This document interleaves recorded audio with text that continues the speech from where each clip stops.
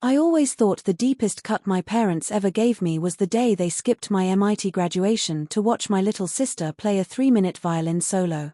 But 5 years later, when everything fell apart, I learned something far darker.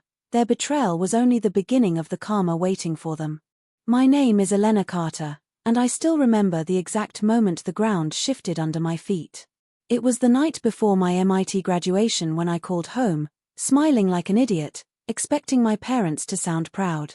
"Mom," I said, holding my phone between my cheek and shoulder while I ironed my gown, "you and Dad are still coming tomorrow, right?" Her pause was too long. "Honey, about that." My stomach dropped. "What do you mean, about that?" Dad's voice appeared in the background. "Just tell her, Caroline." "Tell me what?" I whispered. I already knew. I just didn't want to know. Mom sighed. "Lily has her solo recital tomorrow night. It's the big one. She's been practicing for months. We can't miss it." I froze with the iron still in my hand. "You said you'd be here. You promised. You told me to book the extra tickets." "Elena," Mom said, "don't make this dramatic. We've seen you graduate before. High school doesn't count," I snapped. "This is MIT. Do you even understand how hard?" Dad cut me off. "Your sister needs us there. This recital could help her get into the summer program. And my graduation means nothing." My voice cracked, and I hated it. Mom whispered, "Don't be selfish." The iron slipped from my fingers. "Selfish?" Dad's tone sharpened. "We're doing what's best for the family." I couldn't speak. I couldn't breathe. All I managed was, "Okay." Mom exhaled in relief, as if my heartbreak were a solved inconvenience. "Good. Make sure you send pictures." I hung up. Not politely. Not with a goodbye. Just ended it and stared at my wall until everything blurred. A knock hit my door. Elena. My roommate and closest friend, Hannah, peeked in. "You okay? You look like someone punched you." "They're not coming," I said. "Who?" "Your parents."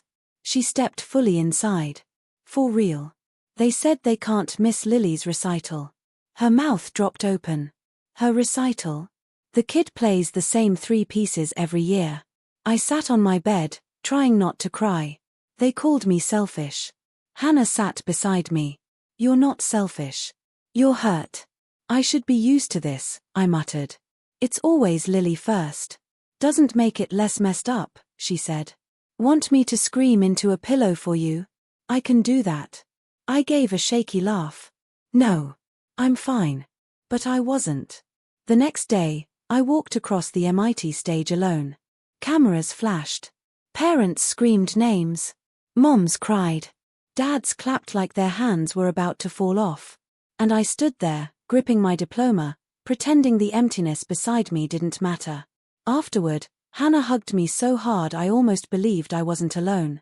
"You did this," she said. "You. Not them." "I know," I whispered, though I didn't feel it. That night, I sat on the steps outside my dorm, gown still in my lap, and dialed home again because some stupid part of me still wanted to hear, "We're proud of you." The phone picked up mid-laughter. Lily's laughter. And then I hit the high note. "Mom, did you see Mrs. Collins's face?" she squealed. Mom giggled. She almost cried. Dad chimed in, "Our girl always shines." I swallowed hard. "Hi." The laughter stopped. Lily sounded surprised. "Elena, why are you calling?" "It's my graduation day," I said. "I just wanted to talk." "Oh." She didn't sound sorry. Not even close. "Cool. How was it?" "Fine," I lied. I walked. Mom's tone was brisk. "Send a picture later. We're celebrating Lily right now." I stared at my gown. "Right." Dad said, "We'll call you tomorrow, champ." Champ. The word felt like sandpaper. Lily added, "Maybe next time your thing won't be on the same day as mine." Something inside me snapped, quietly, almost politely, but I felt it, the moment my denial broke. "I have to go," I said softly. Mom sighed like I was exhausting her. "Good night, Elena." "Yeah. Good night." I hung up before they could. A cold wind brushed my face. I sat there for a long time, listening to cars in the distance and the occasional burst of laughter from graduates heading to parties. Hannah found me again. They didn't call you first, did they? No, I said. They were celebrating Lily. She clenched her jaw. I swear, if they were here right now. It's not worth it, I whispered. They've always been like this. Doesn't mean they're right. I finally let the tears fall, the ones I bit back on stage, the ones I swallowed during childhood, the ones I hid after every "Why can't you be more like Lily?" I whispered, "Why don't I matter to them?" "You do," Hannah said. "Just not in the way you deserve." I leaned into her shoulder. "I hate that it still hurts." "It hurts because you cared," she said. "You're human. They are, whatever they are." I laughed weakly. "You make a terrible therapist." "Yeah," she admitted, "but I'm a great friend." And that night, with my diploma on my lap and a hollow space where my parents' love should have been, I realized something I should have known years ago. Love shouldn't feel like begging. And I was done begging. 5 years slipped by before I realized I'd stopped expecting my parents to call. I buried myself in my engineering job in Boston and told everyone I liked the quiet. But sometimes Hannah would look at me and say, "You still think about them, don't you?" And I'd always answer, "No," even though we both knew it was a lie. One night after work, I was reheating leftover pasta when my phone rang. I didn't even check the caller ID. "Hello? Elena?" Mom's voice shook. "Honey, something happened." My entire body went cold. "Mom, what's wrong?" "It's Lily," she whispered. "She was in an accident. A hit and run. She's in the hospital." I gripped the counter. "Is she alive?" Yes, she's alive," Mom said, "but she's hurt. And your father and we need you home." I blinked hard, trying to steady my breathing. "You need me?" "Yes," she pleaded. "Just come." For a moment I didn't speak. I didn't know what scared me more, the accident or the fact that my parents suddenly remembered I existed. Dad's voice appeared faintly. "Tell her to hurry." I swallowed. "I'll drive tonight." Mom exhaled shakily. "Thank you." The line went dead. 2 hours later, I was on the highway, headlights slicing through the darkness. My hands shook on the wheel as memories punched through me. Lily at 8, playing violin while my parents filmed her like she was a celebrity. Me at 14, winning a math award, only to hear Mom whisper, "Well, it's not as exciting as Lily's recital." Dad patting my back after I got into MIT and saying, "Don't brag too much around Lily." I pressed harder on the gas. "Why am I doing this?" I muttered. Because even after everything, part of me still wanted them to look at me and finally say, "You matter." And I hated myself for it. When I reached the hospital, I rushed inside and spotted Mom and Dad pacing. Mom's eyes were red. "Where is she?" I asked. Dad pointed toward a room. "Down there. They're still evaluating her." When I walked in, Lily looked small against the white sheets. Bruised, shaken, eyes puffy. She saw me and whispered, "You came." "Of course I did," I said, sitting beside her. "How are you feeling?" She hesitated. Sore. Scared. Before I could respond, a tall man leaned against the corner wall. I hadn't even noticed him. His arms were crossed tight, his jaw set. He barely looked at me. I frowned. "And you are?" He pushed off the wall. "Tyler. Her boyfriend." Lily whispered, "Elena, it's okay." But it didn't feel okay. Something about him pricked at me. I forced a polite nod. "Right. Tyler." He stared at me like I'd already offended him. "Her parents said you were on the way. Took long enough." I stiffened. "I drove here as fast as I could." He scoffed. "Sure." I turned to Lily. "Do you want me to stay with you tonight?" Before she could answer, Tyler stepped forward. "She doesn't need that." I looked him dead in the eyes. I asked her. Lily's voice trembled. "Elena, can you stay? Please." Tyler frowned. "I'll stay." She flinched at his tone. That tiny movement sent a jolt through my chest. I stood slowly. "I'll get the doctor." As I stepped into the hallway, Mom rushed toward me. "How is she? Did she say anything?" I lowered my voice. What exactly happened, Mom? She pressed a hand to her forehead. The police said someone ran a light, hit her car and sped off. Is that what Lily said? She's confused, Dad muttered from behind her. In shock. I squinted at him. And Tyler? Does he always act like that? Dad sighed. He's stressed. I stared at them both. Something's off. Mom shook her head. Don't start with that. I headed toward the nurse's station, needing answers, and spotted a man in a white coat looking at a chart. I approached him. Excuse me, I'm Elena Carter. My sister, Lily, was brought in tonight. He glanced up. Yes. I'm Dr. Mason. How is she?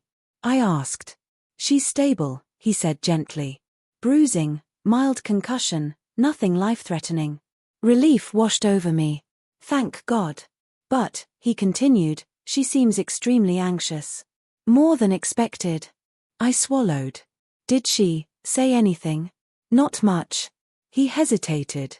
Just that she was afraid. My stomach tightened. Afraid of what? He shook his head. She wouldn't tell me. I thanked him and headed back toward Lily's room. As I approached, I heard Tyler's voice inside, sharp, low, angry. You need to stop talking so much, he hissed. You're making things worse. I'm not, Lily whispered. You just nothing, he snapped. My pulse hammered. I pushed the door open. What's going on? Tyler straightened instantly. None of your business. It is now, I said. Lily looked at me with wide, desperate eyes. Elena. I stepped beside her bed. If you're uncomfortable, I'll make him leave. Tyler laughed under his breath.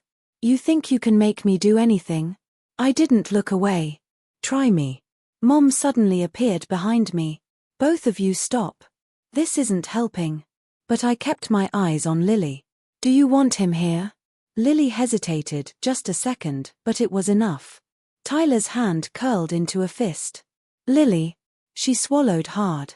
I want Elena to stay. That tiny sentence detonated the room. Tyler's jaw clenched. Unbelievable. Dad stepped inside. Son, maybe you should go get some air. I'm not your son, Tyler snapped. I took a step forward. Leave.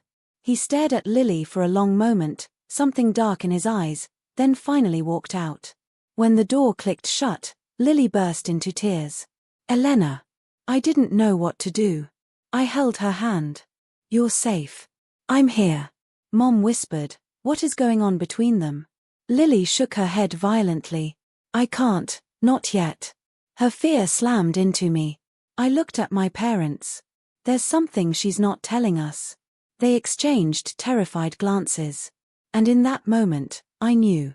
They weren't calling me back into the family. They were calling me into a disaster. I sat beside Lily's bed while she picked at the blanket with trembling fingers. Elena, she whispered. I need to tell you something, but you can't freak out. I already am, I said. Just tell me. She looked at the door first, like she expected Tyler to burst through it.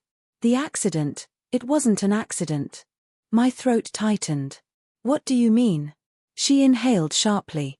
Tyler crashed the car. On purpose. I stared at her. Lily, that's.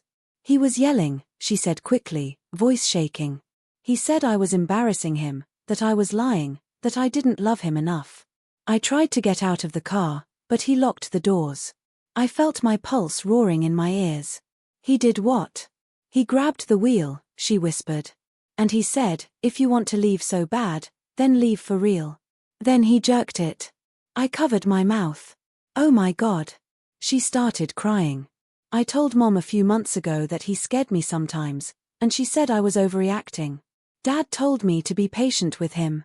I kept trying. I kept trying so hard. I forced myself to breathe. How long has this been happening? Years, she whispered. But it got bad last year. I felt something awful twist inside my chest. Why didn't you tell me? She looked away.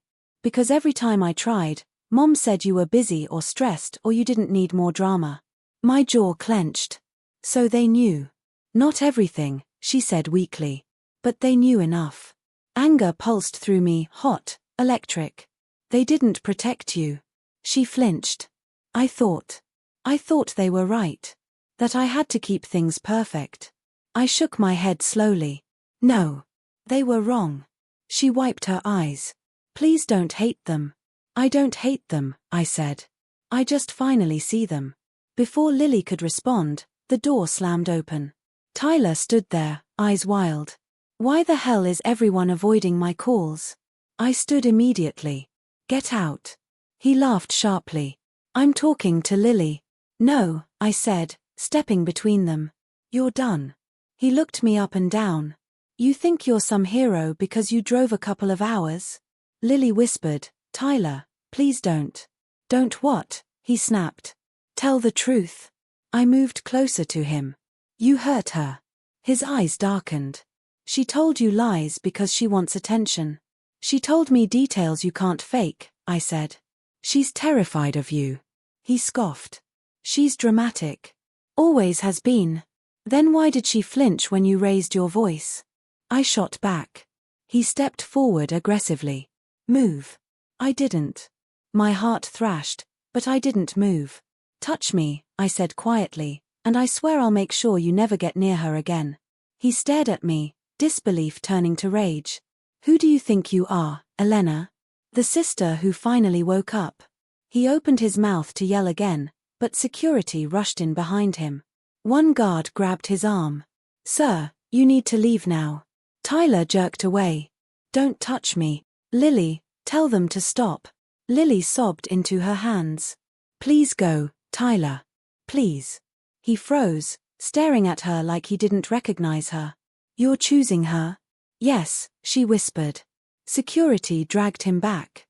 He thrashed wildly. You'll regret this, Lily. You're nothing without me. Nothing. Get him out. I shouted, my voice breaking. The guards pulled him down the hall until his screams faded. Lily reached for me with shaking hands. Elena. I grabbed her and held her as tightly as I could. You're safe. I promise. She cried so hard her whole body shook. I'm sorry. I'm so sorry. Don't apologize, I whispered. None of this is your fault. Later, after she calmed down and fell asleep, I stepped into the hallway. Mom and Dad were waiting, their faces pale. Mom whispered, was that Tyler screaming? Yes, I said. And you should have told me what he was doing to her. Mom gasped softly. She told you? Everything, I said. The yelling. The threats. The car. Dad rubbed his forehead. We didn't know all that. You knew enough, I snapped. She tried to tell you. You brushed her off. Mom started crying. We just wanted things to stay calm. She had auditions, she had opportunities, we didn't want her distracted. I stared at her. Distracted. She almost died. Mom covered her face. I didn't think it was that serious. I felt bitterness rise in my throat. You never think anything is serious unless it affects Lily's image. Dad said quietly, that's not fair. It's completely fair, I said. You ignored her. Just like you ignored me. Dad's eyes met mine. Elena. You skipped my graduation for her recital, I said sharply. You told me not to brag around her. You made me feel guilty for everything I achieved. Mom whispered, we made mistakes, but... No, I said. You didn't make mistakes. You made choices. Silence swallowed the hall. I felt my voice tremble, but I forced the words out anyway. You trained both of us to stay quiet. You taught us that Lily mattered more. And now look where that led. Mom sobbed. Dad looked away. Neither denied it. I realized then that I wasn't speaking to giants. I was speaking to two fragile, frightened, flawed people who hid behind perfection until it nearly destroyed their daughter. And for the first time in my life, I felt something dangerous and new. I wasn't afraid of them anymore. I woke the next morning to the sound of my phone buzzing non-stop. When I picked it up, Hannah's voice burst through the speaker. Elena, is it true? Tyler was arrested? I rubbed my eyes. Yeah. The hospital filed an incident report. Security recorded everything he yelled. Good, she said. About time someone stopped him. I sighed. It's going to get messy. Let it, she snapped. You deserve peace, and Lily deserves safety. Before I could respond, I heard Mom's voice from the hallway. Elena, can we talk? I hung up and opened the door. What is it? Mom looked exhausted. The police came this morning. They questioned your father. Dad appeared behind her, shoulders slumped. They asked what we knew about Tyler's behavior. I crossed my arms. And what did you tell them? The truth, Dad said quietly. Or, the parts we knew. You knew enough, I said. He didn't argue. That alone told me he was breaking. Mom whispered, people are talking. Mrs. Green said half the neighborhood is convinced we hid everything. And did you? I asked. Mom's chin trembled. I didn't want to believe Lily was in danger. She told you she was scared, I said. You dismissed her. Mom's eyes reddened. I know. Before the silence swallowed us, Lily called from her room, Elena? Are you here? I walked in. She was sitting up, hair messy, eyes swollen. Hey, I said softly. How are you feeling? She shrugged. Exposed. I sat next to her. He can't hurt you anymore. I know, she whispered. But now everyone knows what I hid. You hid because you thought you had to, I said. That wasn't your fault. She stared at her hands. I want therapy. I need it. I'll help you find someone, I said. Stay, she asked. Just for a while. I squeezed her hand. As long as you need. Mom stepped inside. Lily, the police might ask to speak with you. Lily stiffened. Okay. Dad added, you just tell them the truth. She flinched. I always did. They both looked gutted. Later that day, we sat in the living room. I hadn't sat there in years. The air felt heavier, like the walls remembered every moment they'd ignored me. Dad cleared his throat. The volunteer board asked your mother to step down. Mom's voice cracked. They said my judgment was questionable. I raised an eyebrow. Are you surprised? She whispered, no. And the neighbors? I asked. Mom closed her eyes. They think we let Lily stay with him on purpose. Did you? I asked. She broke. I was scared that if I pushed her, she'd run off with him. I didn't want to lose her. You almost lost her anyway, I said. Dad spoke softly. The police said the car damage doesn't match a normal hit and run. They think she's telling the truth. She is telling the truth, I said. He nodded. I know. For the first time, I saw fear in his eyes, not of me, not of judgment, but of himself. Maybe he was finally seeing the consequences of years of silence. That evening, Lily and I sat outside on the porch. The summer air felt warm, almost gentle. She nudged me. Can I ask you something? Anything. Were you mad at me all those years? For being the favorite? I hesitated. I wasn't mad at you. I was mad at them. But sometimes, yeah, it hurt.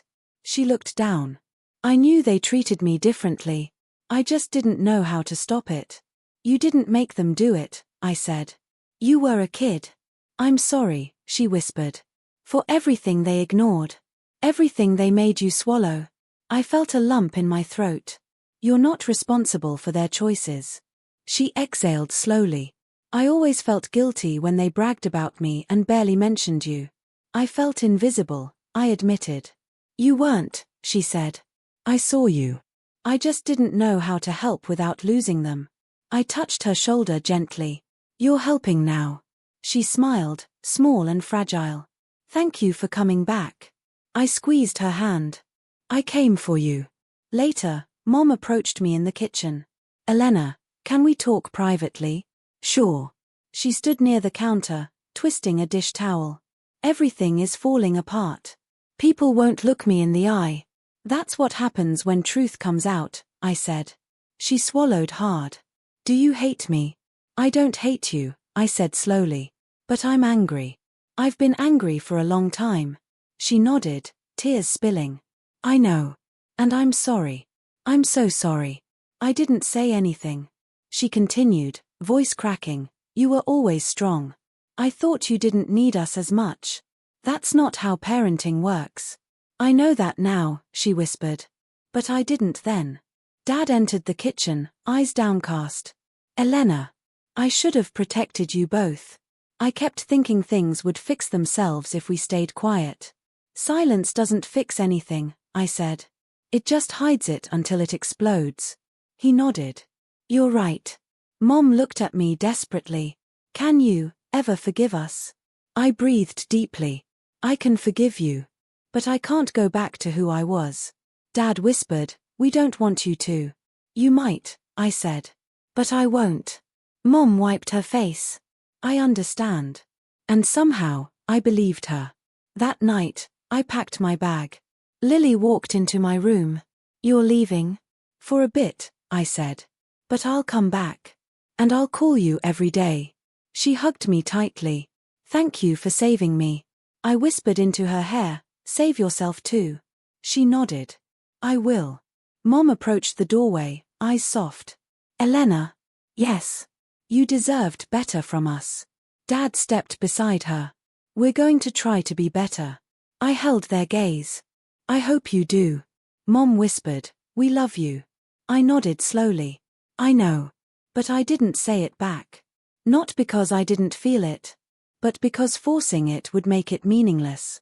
When I stepped outside and walked toward my car, the air felt lighter than it had in years. I looked back at the house I'd once ached to belong in, and felt nothing pulling me inside. No begging. No chasing. No shrinking. Just peace. When I started the engine and drove toward the highway, I whispered to myself, I choose me. And for the first time, it felt true.